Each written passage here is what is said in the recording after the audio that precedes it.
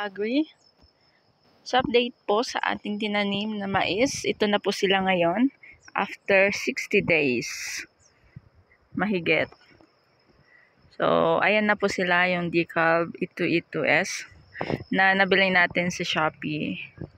Although sila ay nagkulang sa tubig, pero tingnan mo naman yung ating tinanim na mais. So, kasalukuyang namumunga na po sila, and hopefully magiging successful at hopefully matataba at magaganda ang kanilang bunga. So, ito po ang ating mais. Ang tangkad na nila around 6 feet to 7 feet yung iba. Although yung iba naman may mga pandak katulad nito, hanggang ganito ko siya. So, that means 6 feet siya. And ito yung bunga niya, oh. Bunga niya. So, lalaki pa sila yan. And, ayan, dalawa-dalawa yung kanilang bunga. So, hopefully nga, dalawa yung kanilang bunga para all goods naman. Oy, may pangatlo pa, oh. Kung kakayanin pang tumaban yan, mas maganda ulit. So, ito po, yung mga mais po natin.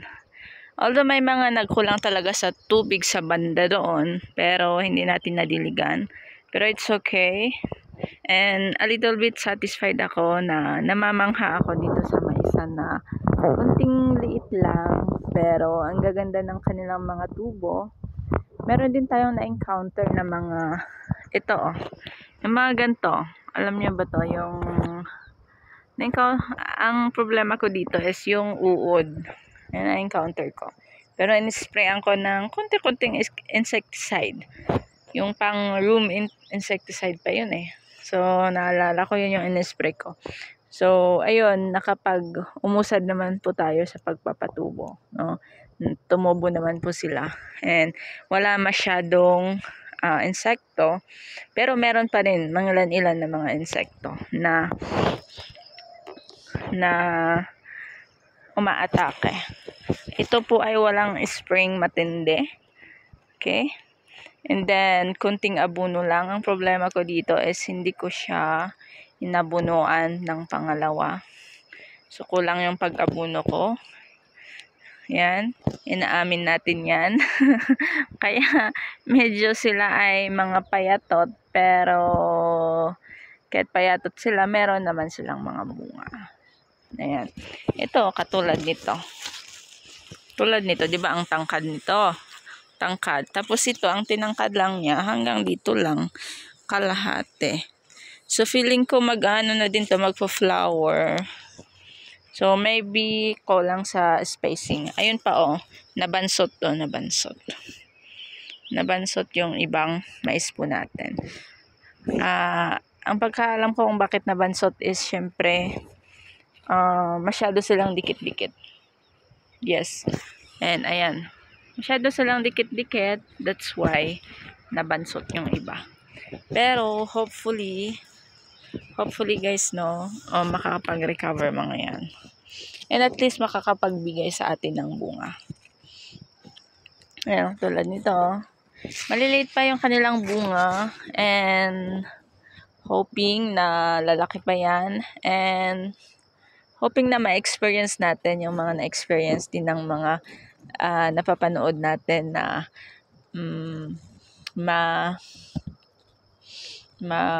napapanood natin na mga nagtatanim na malalaki yung kanilang mga bunga ng kanilang mga maisan. So, ito po ay backyard lang. Backyard na maisan lang natin to. So, tinry lang natin para may ipakain tayo sa mga alaga natin mga free-range chicken, mga chicken. Kasi, bumibili kasi tayo ng mga mais eh. So, a little bit mahal-mahal din. May pagkamahalan. And meron din tayong, pagbili kasi natin ng mga mais pang manok is, nasa 30 eh. 30 yung whole corn. 35 yung crack corn, yung corn grits. So, nagtanim ako para masubukan ko rin magpalaki and kung sulit nga ba. 'Di ba? So ilang seeds lang to actually. Madami pang natitira doon sa nabili kong mais na 1 kilo. So ito po ay around ano lang, konti lang to, 1 tasa lang. Oo, tinanim ko dito. So ayan tingnan nyo naman. Ang liit ng kamay ko. Although ang liit ng kamay ko, pero I'm a little bit impressed. Nakikyutan ako sa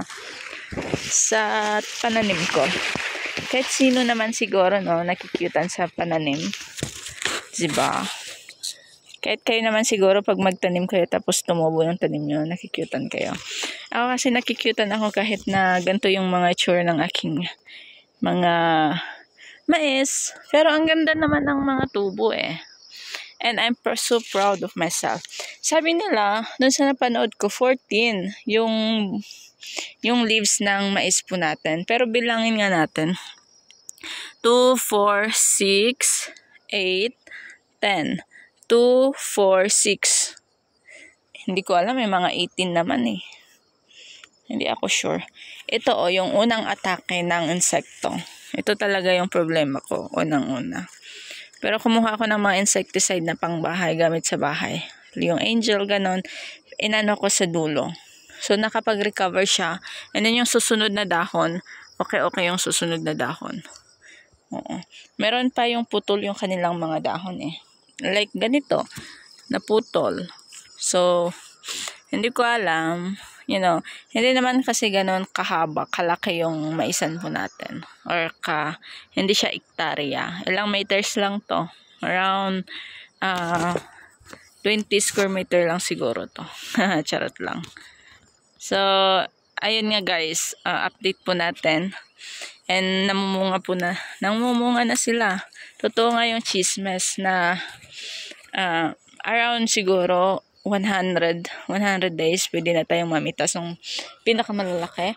Pero sabi nga nila 115 days or sabihin na lang natin 120 days. So mag-harvest pa lang tayo sa June 20. Ganon.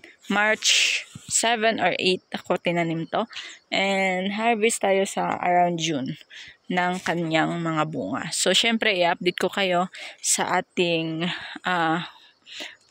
munting update sa ating maisan. So ito nga pala yung niya yung buhok niya, ito yung hair. It's I don't know, purple, pink purple. Yes. So ito sila, lahat na namunga no. Doon sa baba meron din ako doon. Oh, may pinakamalaki guys. Wow! I love it. Pinakamalaki. Ang haba.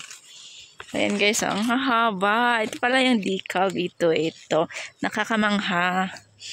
Ayan. Manghang-mangha ako dito eh. Proud na proud ako sa self ko. Kasi namunga na yung tinanim ko. This is my first time na magtanim, no? Although nagtanim ako dati ng mais na yung kinakain. Pero first time ko magtanim ng ganito. Yung inalagaan ko from una hanggang dulo, 'di ba?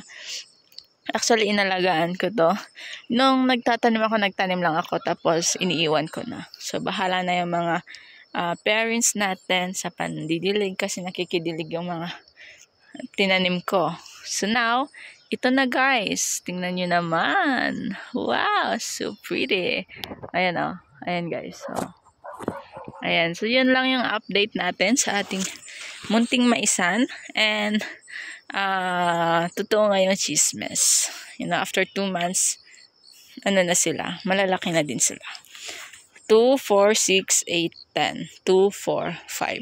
Hindi naman sabi ng 14 leaves lang yung mais. Pero hindi naman. Ayan. Ito, ang problema ko dito nung una is yung mga manok, no? Pinutol yung unang leaves din ng mga to nung katatanim ko pa lang. So, pinutol, kinain. Pero at least nakapag-survive. Ito din, no? Natumba yung mga to. Tinumba ng manok. Mga manok ko. So, hindi umubra yung chicken net. Although, Yeah, umubra naman yung chicken net po natin. Pero, nakapasok nung wala pang chicken net kasi. Yung baby pa lang yung ating mais. Yung mga 10 days pa lang. Ganon. Natumba sila. Kaya ganyan, nabansot sila. Pero okay lang. Meron namang iba. Yan. Merong iba. Madami pa dyan. Okay guys, thank you for watching. God bless, and feel free to comment down below yung mga tips nyo at yung mga comment nyo dyan para alam natin kung ano yung i-improve natin dito sa maisan po natin sa susunod. And syempre, comment down below what video next gusto nyong gawin natin. Bye! Thank you so much. Love you.